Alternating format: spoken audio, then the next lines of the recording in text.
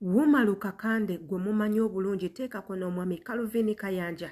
bakikoze. Bakutte omwami Wasswa Ema gwe mumanyi obulungi YouTuber ne bamukuba mu Komela. Era ono wantegendereze ayinza okumalirayo ddala ebbanga eriwera ng'entaba evudde ku ki kubba ssente z'abakadaama. Gwe atannaba kubanga osubscribinga kweno YouTube channel gana amawulire gagenda kubanga gakuyitako muganda wange. Ky'olina okukola subscribing olunaku olwaleero chance kyayina nnene ekigambo weekiri subscribe gwe kikwatemu kwata mu notification bell eri wali waggulu ejja kubanga buli video gye tuteeka kuno naawe ogifuna. Njagala okijjukire nti nze akola obutambe buno yenze Shila Adita jangobere ng'otwekuumirako yonna mu nsi gye muwangaalira tubaaniriza wegubanga gwe mulundi gwo ogusoose okulaba videos zange nkwebaza nnyo okola ekintu kirungi nnyo ddala ate era nga ky'amaanyi. Wano w'olina okwekuumira wobanga oyagala updates ezifa ku buli kintu kyonna weekuumire kweno YouTube channel nga bweba enkola yaffe tugenda bateerawo agamu ku maloboozi ag'omwami Calvin Kayanja nga kw'otadde n'omwami Wumaluka kandi owazuula amazima nga boogera ku nsonga za Ema bamukutte batya kyekigenda okukolebwa ssente agenda zisasula oba nedda bagenda kuzzaako ki bwe kinaaba kiremye. Bakadaama tusiiba tubagamba nnyo nti mwegendereze nnyo abantu be musiŋŋaana ku intaneti nabo baliwo kunoonya a living baliwo kunoonya bulamu kati gwe bw'obakwasa ebintu bya ssente ate nga nabo bali desperate banoonya ssente ogenda kufundikira ng'ogudde mu loosi. Katugendeko muka audio kaneno nkusaba okawamatu my sister naddala gwali ebulaya ka audio kano okuddira mu kawenya amatu kawulirize kafo kasingeko kawulirize ojja kufunamu ekyo ky'oyagala ozibuke n'amaaso nga sinnaba kateeka jjukira okusubscribinga kirungi sagala obeere ng'okyerabira subscribinga kwata ku notification bell commentinga ng'okozesa erinnya lyo n'ekifo mw'owangaalira tuwa obubaka bwonna bw'oyagala nja kuba nkutumirako ate nga nze anaakikola yenze Shila Adita katugendeko mu ka audio yambako awo nga baawukanye okitegeera naye kati Wasswa oyo nali nkozesa sisitawe sisitawo mumanyi waliwo sisitawo munene kuba Wasswa yaŋŋamba sisitawo wange talina mulimu muyambe omulimu ne kuwa omulimu gw'ofiisiya naye kati bo bwe baalaba nze byenkola kati ne bagenda ne boozaamu kitegeera basooka okulabira kugwe ku mirimu gye wajookola ne bagenda ne boozaamu kitegeera bagenda ne boozaamu bino byalaba nekubira Wasswa essimu nekubira Wasswa mpulira ekine bwe bityo okukuta n'abakozi bange naye bino ebyemirimu si bintu byangu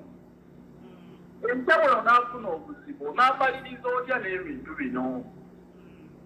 kati nange akawala actually ke baakwata nze ntegeeranya nti bakakutte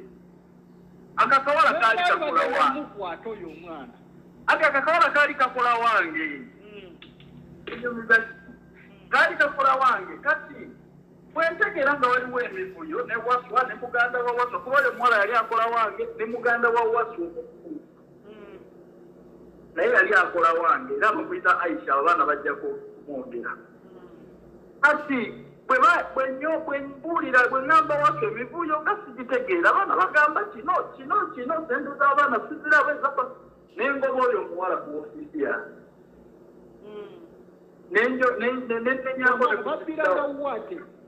basooka kubba abaana wange kati olaba n'omwana gwe wankubirako essimu kati oyo omwana ezo sente z'oyo omwana kati esente z'oyo omwana omulaba oyo muganda wa Wasswa Ema ye yazitwala zetaaziraba nako kati abaana ne babeera nga balina lisiiti za kampani yange naye ng'ate sente teziriiwo kitegeera kati gwe wankubira essimu actually oyo mwana gwe nategeerera nagwo actually kati okitegedde gwe nategeera naye kati omwana toyinza kimunnyonnyola tosobola munnyonnyola olwedde omuntu ali mu kampuni yo olwedde ali mu kampani naye kati nga ba abakozi be bakola emivuyo kati akaseera jjukirayo ndowooza emabege naye nga nze gwogenda okuŋŋamba naye ng'olwedde nze nabategeera dda era ne mbagoba ne twayawukana kumpi nga tumaze ebbanga kuba nze nga Wasswa Ema takyambuuza takyamjaja buli kyano ye okitegeera nga yatandika ekintu kye kati maani awo juzi awo maama wake akawala ankubira essimu maama wake akawala ke baasi ankubira essimu agamba omwana wange bamusibye naye omwana wange yaŋŋamba akola wuwo kati omukazi nga ndaajanira ne mugamba naye omwana nze nga namugobadde ewange teyakugamba nti namugoba kumbe nze bwe mugoba omwana yagenda akolewa Wasswa Ema kubanga era emivuyo ekyo gyalimu Wasswa Ema kati nga gwe bonaabeera awo mu ofiisi yo naye ng'ate abakozi bo balina gwe bakukuta naye kitegedde kati nze byonze sibitolereetinga kubanga bino ebintu by'abaana nze okubeerawo ssebo tulisikinga sente z'abaana oli azibba ne bazikuteekako kati ng'abantu naye bagoba bagoba nga bo bakola ekyabwe kati tuzimba ndi wano nze tezo nezitakifaako kuba omuntu woba okoze kampani yo ebizibu ebibeeramu gwo bihandolinga babihandolinga kati maama wakawala nankubira bwe mbitegeera kati nga babinkweka byonna era nze ebintu bya Wasswa Ema nga sibimanyi gwe tunula ku channel ya Wasswa Ema nze kumpi maze ebbanga ddene nga siriko teguweze nga n'omwana kati kati ngamba naye kati abantu nga banjaza bangi bakuloga ngoba bagobe ekindeekanya ne Wasswa Ema ye bw'aba alaba nga yakola bizinensi abakozi bonna yababba wano n'abatwala tewali taabu nze nja kukola ebyange kati munnange maama omwana bwankubira nagamba omwana wange bamukutte kati nga njagala okumanya ebintu bino bwe bizitowa nga nfuna looya wange yennyini ng'agenda ku poliisi y'e Kawempe gye baasibidde omwana oyo nga yambuulira ekituufu ekitegedde kati nga looya ng'agenda yamulaba omwana bw'amala okumulaba ayogera naye kati ebyo nno tebibadde bigambo byange era nga ne bu audio bw'owuliriza tebuli duplicated ezo original audios era nga zisaasaanidde nnyo ku mikutu gya internet era nga amaloboozi agalimu kasuubire nti buli muntu agategeera bulungi kubanga erimu lya mwami Wuuma Lukakande gwe mumanyi obulungi eddala lya mwami Calvin Kayanja pulezidenti w'abankuba Kyeyo oyo nno gwe mulundi gwe ogusooka okutekinga actions ku kintu ekiri serious. Calvin Kayanja atera okukola ebintu ng'asaaga naye bw'asalawo okubeera serious munnange ayinza okukola ekintu ky'ogenda okufa nga teweerabidde. Jjukira Wasswa Ema ono abamu mugenda kugamba eyo mpalana ya mirimu kubanga Wasswa Ema yali mukozi wa Calvin Kayanja ng'akolera Calvin Kayanja under Calvin Kayanja's name era bwe batyo ne bafuna obutakkaanya era ku nsonga za bubbi nga omwami Wasswa Ema akulumpanya ssente ate mu linnya lya Calvin Kayanja munnange bw'atyo n'abeera nga amugoba era n'amweggyako era baayawukana bubi nnyo. Kaakati kyamukubye ekikwe okulaba nti Calvin Kayanja afuna reports ez'enjawulo nga kw'otadde n'omwami Kakande Wuuma nga bafuna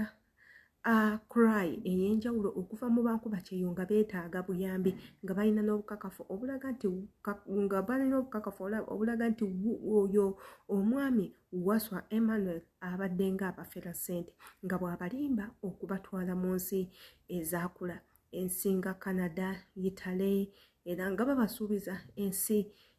ennuŋŋamu obulungi gye bagenda okuba nga bafuna ssente. Kati nno tetuganye ekyo kyandibaddeawo nti bababbye naye nze nga bw'omumanyi Sheila Adita bw'ebeera enkola yange ngenda kubanga omusango ngusalira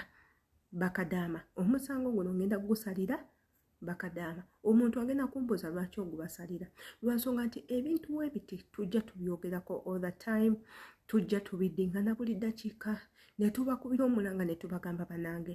temwesiga bantu bamusiŋŋanye ku intaneti ssente zikumenya okukola leka era zikumenye engaba tomala gagaba ssente mu bintu by'otategeera era ne tubagamba nti abantu bangi nnyo bali ku internet nabo banoonya good living banoonya kuliisa families zaabwe banoonya kweriisa ogenda kwata ssente oziwa omuntu gw'otategeera ssente bazirye ebintu bino mugizenga mubirabako abawala bangi bazenga bakaaba bazenga